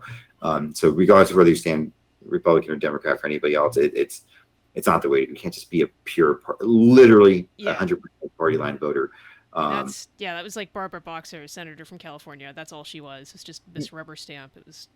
Yeah, exactly. It was exactly. There's nothing here. So I think they're in, and I think people are starting to notice that. I hope so. Yeah. I called her out in her. We had a forum, and it's a district that is got 1,200 registered Democrats, 600 independents, and 28 literally 28 registered Republicans. Wow. And I go in there and they have a meet the community event, meet the candidate event, and I'm there and I go, hey, how many people here believe in term limits? And I guess I'm like, yeah. And the head nods and hand raises and whatever. I'm like, how many people think that, this shouldn't be a full-time job, and after we do a few years, we should hand it off to the next person from the community? Like, yeah. Like, how many people are going to vote to send Kathy Castor back for her third decade in government? They all pause and they don't say anything. And I go, I'm Sam Nashag. I'm running as a Republican. There's an R next to my name. I'm like, but if you look at the seat next to me that says Kathy Castor, it's empty. I'm like, and I would bet you anything she's never been here in 18 years you guys have done this. Yeah. And they're all like, I'm like, so we're going to disagree on things, like, because by the numbers, 1,200 of you, and there was only like a few dozen people in the audience. I'm like, by the numbers, you're all Democrats. I'm a Republican. I'm like, but I bet you if we talk to each other, there's a lot more things we agree on than disagree on. I'm like, no matter what we agree on, it's more than what she's going to agree on with you because she's not here. And they're like, so I that's where I'm heading with this. So that's my goal. I do have primary opponents who being a veteran doesn't set me apart from, because one is a Coast Guard veteran. Oh wow! And I guess that counts. I'm kidding. Sorry, what are they, like Department of Energy or something crazy? Like, they're not even DOD. So yeah, exactly. And then the other guy was a Green Beret a couple decades ago, and pre 9/11, maybe 9/11 time, but like basically before that, Green Beret, and did some cool things apparently. But he's been running a security company, government contracted security company, so he's a millionaire now, and he's self-funding his campaign, so he's got an advantage with that. Oh, for sure, yeah. My advantage is I actually live here and have lived here. They don't live here. Yeah, they don't live here. He moved to the next district over about a year ago. Before that, he lived across the state, so he wasn't really local. Interesting. It's weird to me that people want to run for seats where they don't live. Yeah, well, he's just trying. I'm not going to talk bad about him because he's a fellow veteran, and he's a gentleman to me when I met him, and we're polite, and I don't believe in bashing fellow people. If you're a Democrat, you shouldn't pass other Democrats, and if you're Republican, we shouldn't pass each other in either party. It's not good for the parties. Right. Not that parties are the greatest things in the world, but it's just not the right thing. But he. It appears that the obvious appearance is like he's trying to buy what the easiest seat would be for him to buy, right? So can't run in his district because that guy, is a Republican, very strong, very highly supported, has money as well. So he's like, I can't run against these guys, and can't run south of us because that guy is like the third richest person in Congress, so you can't run against him. And then can't run into the north, and so he's got the thing where he's like, I'm just going to run in that district, and it's kind of frustrating because his desire to be a congressman somewhere shouldn't be his desire. I don't think. There's a difference between service and that, and again, he's a good guy, but my desire is to like fix the city I've lived in for the past 40 city I've called home for 40 years, and make sure that we fix it here. And on top of here, and the other gentleman has like good goal. He's got his platform is very similar. Like we have very similar platforms. Like we can't pick each other apart on how we feel because we feel a lot of the same way. Which is, again, I'm not gonna. And if I told his campaign, and I said this, like, I'm like, hey, I'm playing to beat you, but if the day after the primaries you're the winner and you say, hey, Sam, jump on my team, like help me win. I'm like, I'm gonna help you beat Kathy because that's more important to me. I'm like, so that's the step. I'm like, and that's why that's why I'm going to be a gentleman the whole time. I'm not going to talk bad about you because you may be the guy we all have to get behind. And I don't be on things. So, and then the third gentleman in our race is kind of has a different philosophy. He daily attacks the other guy. Oh, great. When the other guy signed up, we'll put it this way. He bought the website for KathyCastro.com. He bought that website for future use and redirects it to him. He bought hilarious. Yeah. And so if you go to KathyCastro.com, it redirects to his page. And then so he comes around, he goes, if you want to find out more about me or her, just go to Kathy Castro. I was like, that's pretty smart. But I think he bought my website because the day I think he bought SamNashag.com. Because the day after I met him, it got sold. So Oh, they got yeah, registered. I guess that's the word. So it was like, assuming it's him, maybe, yeah, maybe not. But he regularly attacks the other guy. He doesn't attack me yet. It's really unless I'm hiding something from myself. Even there's nothing to attack me on. So yeah, yeah, uh, exactly. yeah, they both had some campaign issues with their paperwork filing and those kind of things. And so Yeah. even though he had himself very similar issues, Hmm. he started attacking the other guy for having those issues. Oh boy. And he called me. He's like, "Hey, you want to do a joint press release on this?" I'm like, "No, man." I'm like, I'm not gonna bash you. I'm not gonna bash him. I'm like, we got it. Like, we all need to be focused on one goal. Yeah, yeah, exactly. I'm like, Run a solid that. campaign. Yeah. Yeah. So, but yeah, it's fun. It's my first time running. I Hmm. declared like 30 days ago. Like I Oh wow. declared the last day. You have to turn your paperwork in and Tallahassee our capital. So I jumped in the car with my sister. So yeah, let's go drive for 4 hours and drove up to Tallahassee. Holy Uh, cow. Yeah. Crashed at the hotel. Next morning, got up, turned in the paperwork and the filing fee. And it got the stamp. And then I was like, all right, I'm ready for Congress. Let's go. So, Holy cow. That's wild, um, man. and When's the primary? primary is on August 23rd. Mm. So, yeah, going through. If anybody wants to throw in a few bucks, go for it. Yeah, But yeah. What's your site? Plug that. samforflorida.com. Okay. So samforflorida.com. Um, Talk to my strategist. I don't need to raise like millions of bucks or hundreds of thousands. I just need to raise enough money to buy my flyers and business cards and those kind of things. Sure. And it really needs to just be like grassroots. But yeah, that's why literally, if you guys have 50 bucks to spare, I appreciate it. Didn't go on here to beg for money, but it's Hey, politics. You always have to have money in it, of unfortunately, course. especially when you have a guy who's like, I got $5 million of my own money. I'll pay for whatever I want. So Yeah, you need to at least must be get the flyers nice. up. I mean, Yeah. yeah. I can't compete with him for ad time or space time or any of that. And I'm not trying to, but just printing up, 1,000 flyers here and 2,000 mailers here, it It costs goes a long way, tens for of thousands sure. of dollars. So, yeah, but every bit helps. Every 50 bucks helps. So, Yep. feel free, sanfordflorida.com.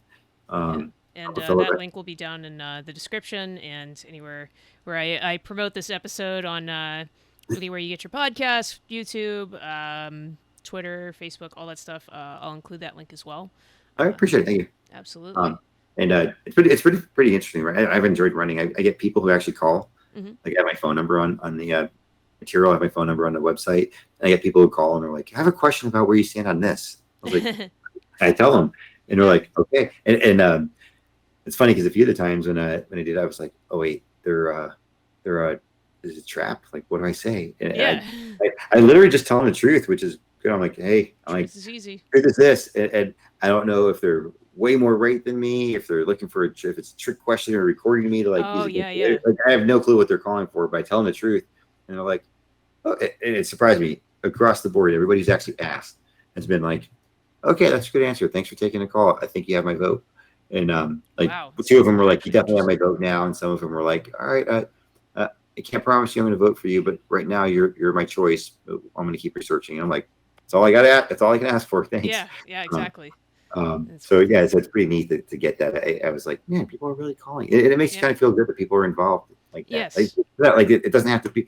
You don't have to be at a protest to be involved. You don't have to like Right. change Well, the and that's world. almost counterproductive anyway. I look at so many protests. I'm like, I hate those people. Like, Yeah, whatever side they're on, I'm on the other one. They're exactly. annoying. Exactly. so, So, so yeah, the phone calls are like, yes, those are my type of people.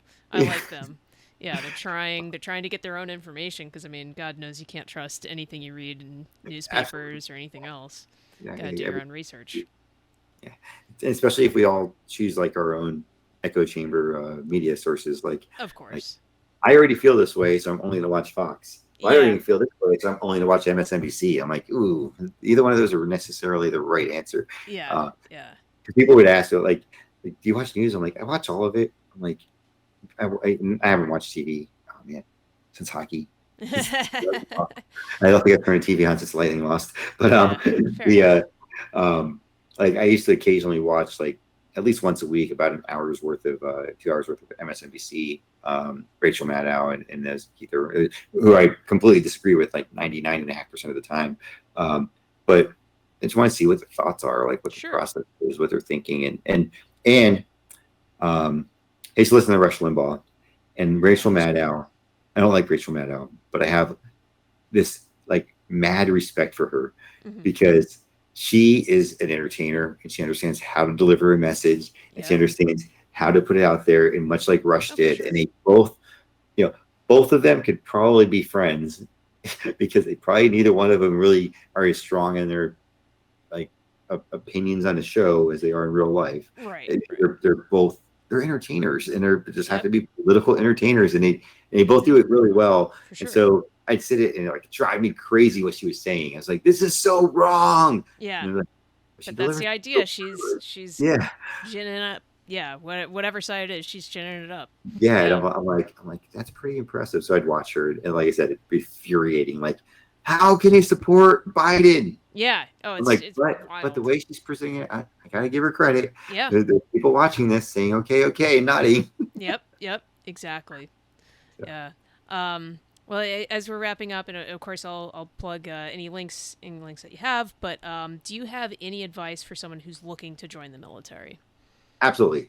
Um, if you think it's for you, take the plunge. Yeah.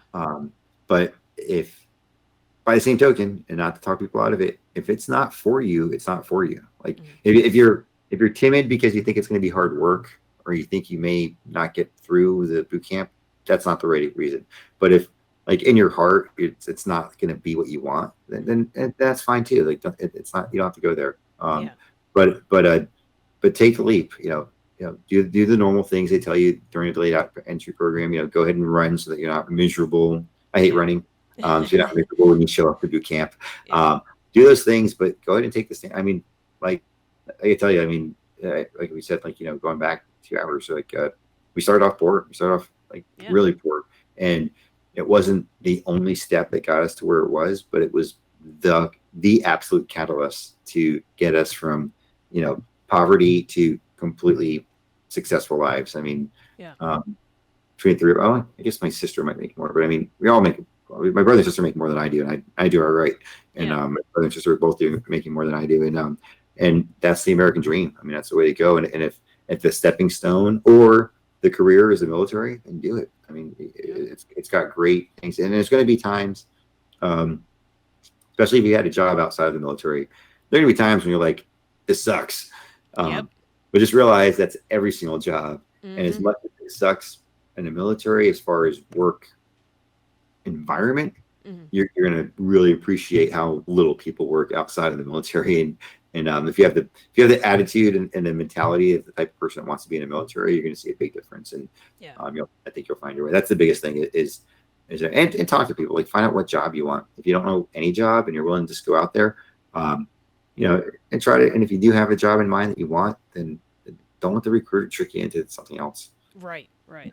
And Yep. get what you Stick to your want. guns. Make sure it's written. Just make sure it's because they kind of screwed me out of little things like like I said, at that point in my life, Yeah. money was important, and there was like a $2,500 signing bonus, which was massive to me in Oh, of course. It's 1994. massive to me right now. Just Yeah, exactly.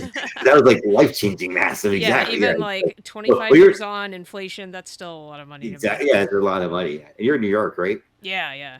I mean, that's almost like 3 coffees for you. Like, Yeah. Yeah. For me, yeah. I mean, that's almost 3 months rent. Like. Yeah. yeah.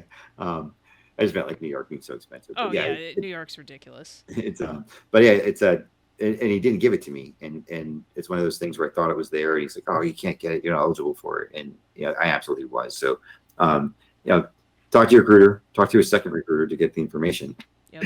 And it's great now because you can Google everything, but Yep. talk to people. It really is. If you're on the fence because of a fear, just Mhm. jump in, do it. Yeah. Worst case, you're there for 4 years. Like anybody can do anything for 3 years. Yeah. Okay, like Exactly. seriously, it's and we're doing a good job. We're doing a better job of taking care of people. I know that. I'll just wrap with this as far as Mhm. military. If you guys go in, or if you have recent transitions, is 15, 20 years ago when you got out, it was like, okay, your 4 years are almost done. Yet 30 days left. Go to this class. They'll teach you how to write a resume. See ya. Now we've got programs that like up to 6 months before you get out. In certain cases, you can Yeah. start Skill transitioning. bridge. Yeah, exactly. You start transitioning, like working for real companies, like figuring out what jobs you might want to go to.